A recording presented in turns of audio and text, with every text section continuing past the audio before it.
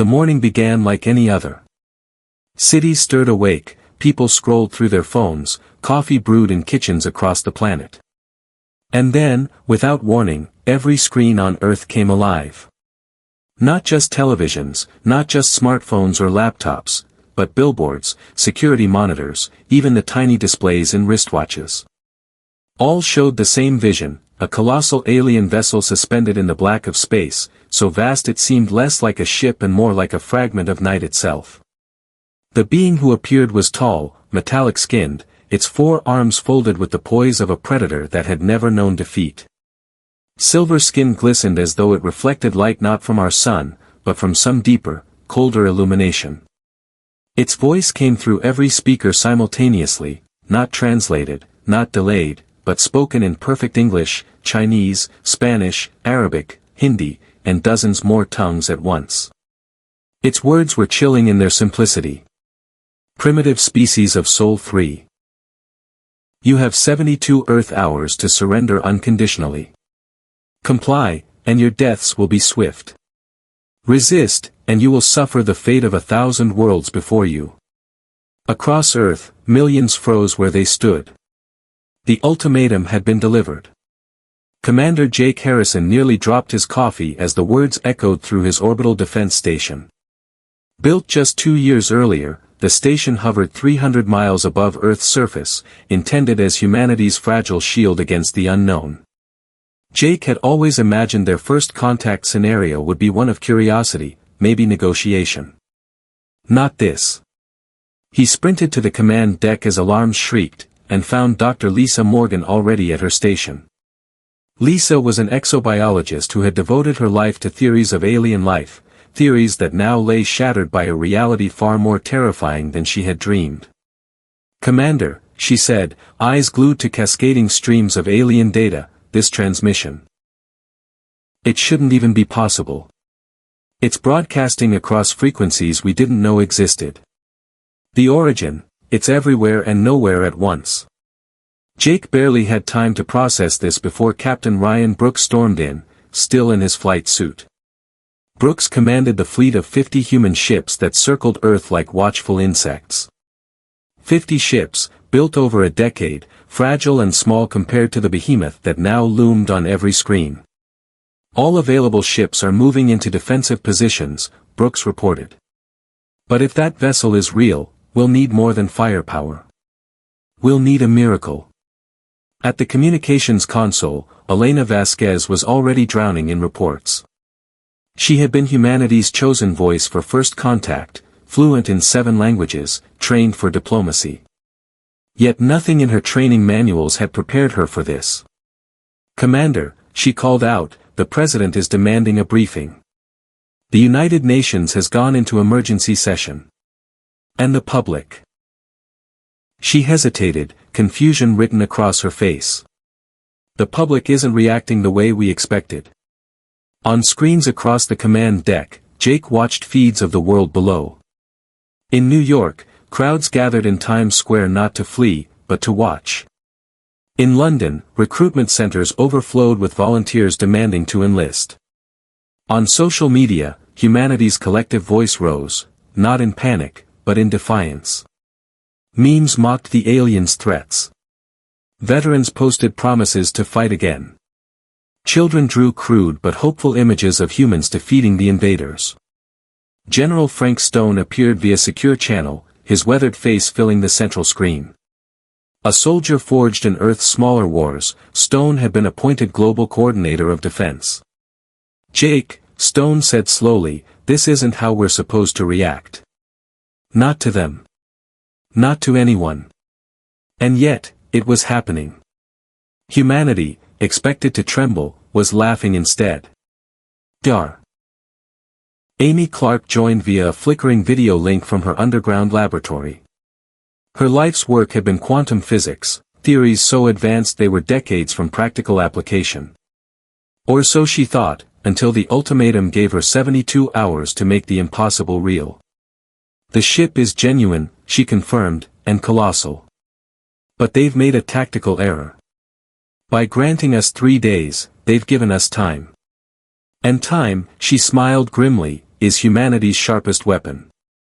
Lisa Morgan raised another unsettling point. They called us primitive and spoke of 1,000 conquered worlds. That means this is routine for them. A script they've followed for millennia. They expect us to collapse into panic, to submit like every species before. But what if we refuse to play our assigned role? Elena, listening in on the pulse of human communication networks, nodded. Sir, hashtags like fightback and Kumiendikite are trending globally. Recruitment sites are crashing under traffic. No one is asking how to surrender. Everyone is asking how to fight. Jake walked to the station's viewing port. From here, Earth looked like a jewel, clouds curling over blue oceans and green continents. To think that somewhere beyond the black horizon, a fleet of death was already on its way. Frank Stone's voice broke his thoughts. Commander, the leaders want a response. Fight? Negotiate? What do we tell them? Jake turned from the window. Humanity's choice was no longer about logic. The numbers were hopeless. The science unbalanced. Yet, the collective voice of billions was already answering for him. Elena established the channel, ensuring every frequency would carry humanity's message. Jake glanced at his team, Lisa, Ryan, Amy, Elena, embodiments of science, strategy, innovation, and language.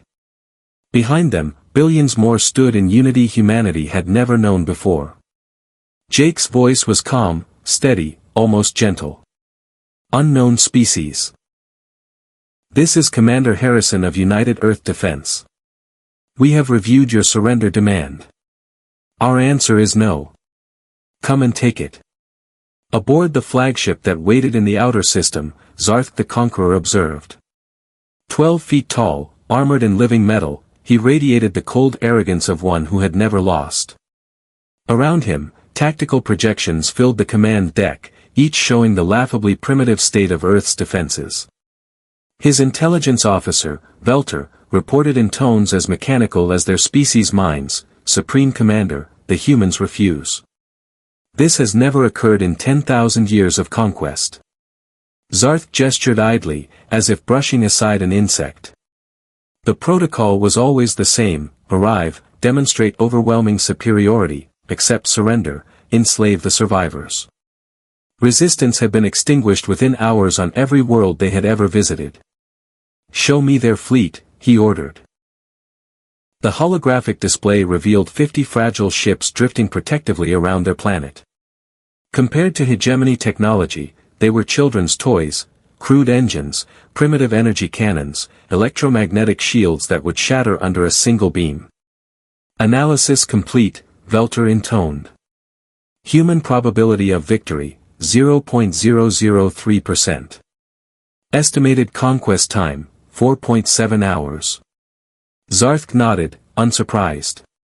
The math was inevitable. The end predetermined. And yet, for the first time in his endless campaigns, he felt something he did not have a word for. A sensation bordering on curiosity. For these primitives had not surrendered. If you were in humanity's place, would you surrender against such overwhelming odds, or fight, knowing it meant extinction? Let me know your thoughts in the comments. And if you want to follow this story of humanity's stand against the stars, make sure you're subscribed. Part 2 will dive into how Earth's scientists and soldiers attempt the impossible. Turning chaos itself into a weapon. For 3 days, Earth lived on the edge of eternity. The alien ultimatum hung like a storm cloud, its countdown ticking in every mind. And yet, panic did not reign. Instead, something stranger emerged, a kind of stillness, a collective focus. In universities, students refused to attend class, choosing instead to volunteer for cyber defense, logistics, or research. In factories once devoted to automobiles, workers repurposed assembly lines to produce crude but countless weapons. Even in prisons, hardened criminals found themselves asked, and astonishingly, many volunteered, to fight for the only home they had ever known. For the first time in human history, there were no nations. No borders. No divides. There was only Earth. On the orbital defense station, Commander Jake Harrison felt that unity like a current in the air. It pulsed through every report, every broadcast, every whispered conversation in the command deck. "Sir," Elena Vasquez reported, "worldwide morale remains impossible to quantify. By every measure, it should have collapsed. Instead, it rises. Recruitment continues at maximum. Online activity suggests that even civilians expect to fight." Dr. Lisa Morgan added, "They're not responding to fear the way the aliens expect. They're responding with defiance. It's psychological. Perhaps even biological. Evolution on a death world has conditioned us differently than any other species they've conquered." Jake studied her, absorbing the truth beneath her words. For 500,000 years, humanity had known nothing but struggle, predators, famine, disease, war. Where other species might see survival as a temporary state, humans had been forged in permanent hardship. Chaos was not their enemy, it was their native element. In her underground lab, Dr. Amy Clark stared at equations that flickered across the holographic board. She had not slept in 2 days. Energy shields won't hold. Our weapons will barely scratch their armor. But she scribbled another line of mathematics, then froze. A slow smile spread across her face. When she patched through to Jake, her voice was almost manic. "Commander, we can't outgun them. But maybe we don't have to. Their fleet runs on precise synchronization, a dance of algorithms. If we seed chaos into their systems, even briefly, their perfect formations collapse. And when perfection breaks, so does control." Ryan Brooks listened in, skeptical. "You're telling me we win not by firepower, but by confusing them? By breaking their math?" Amy's eyes gleamed. "Exactly. They've built their empire on predictability. But humans are unpredictable. We are the glitch in their system." Jake gave the order without hesitation. "Do it. Whatever it takes, make chaos our weapon." The 72 hours ended. In the void just beyond Pluto, the alien fleet shifted into final formation. Thousands of vessels stretched in perfect symmetry, their lines so exact they seemed carved by geometry itself. The flagship, a colossal dagger of living metal, glowed with the power of suns caged within its core. On the command bridge, Zarth the Conqueror raised one hand. His voice rolled across the fleet. "Commence annihilation." In orbit above Earth, Ryan Brooks gripped the armrests of his command chair. 50 human ships stood against thousands. His pilots knew the odds. And yet, every one of them sat ready, waiting. Amy's system came online. An invisible storm of quantum noise, jamming frequencies, and artificial randomness poured into the void. "Signal disruption engaged," Amy reported. "Injecting chaos, now." At first, nothing happened. Then, slowly, the alien formations wavered. Ships twitched out of alignment. Perfect geometry fractured into jagged, uneven clusters. On the flagship, Velter the intelligence officer frowned. Or at least performed the mechanical approximation of a frown. "Supreme Commander, anomalous interference detected. Probability forecasts are unstable." Zarth's eyes narrowed. "Correct it." But correction did not come.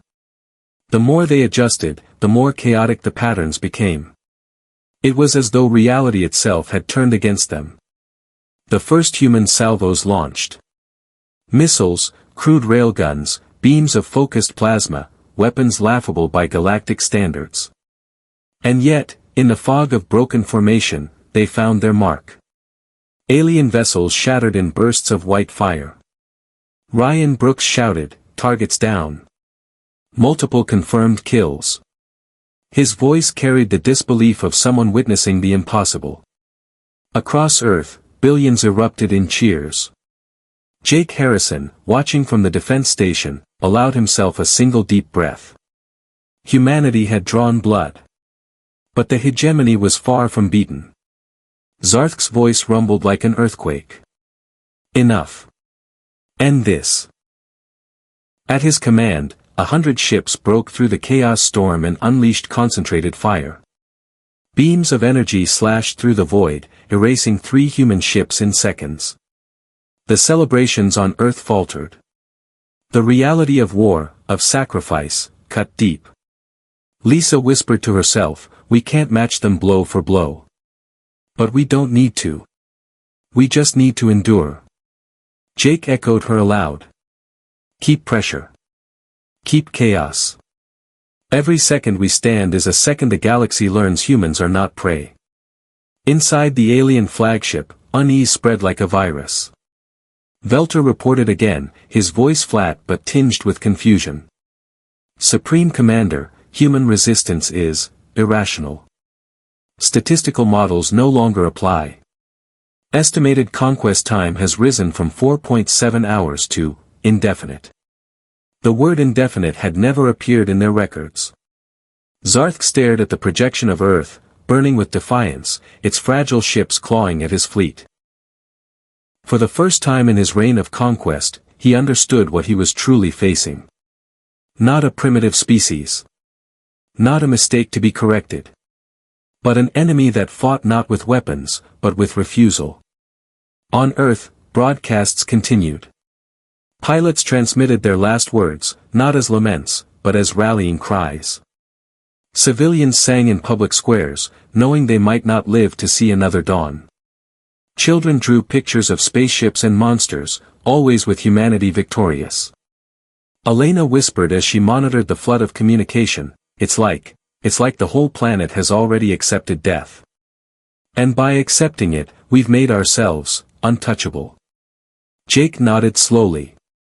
"That's what they never understood. We're not afraid of dying.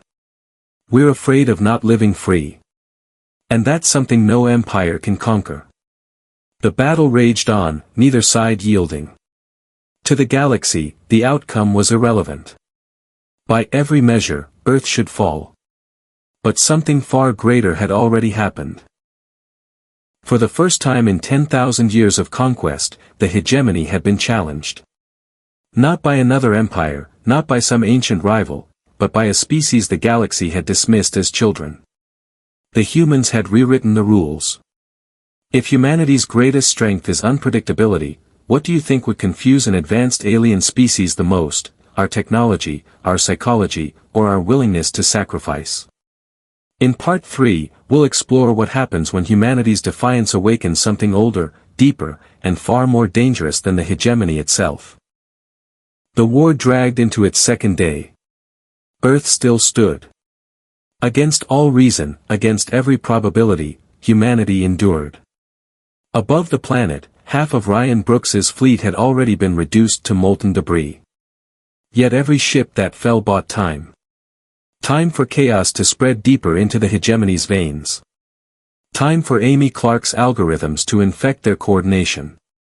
For the first time in galactic memory, the predators were bleeding.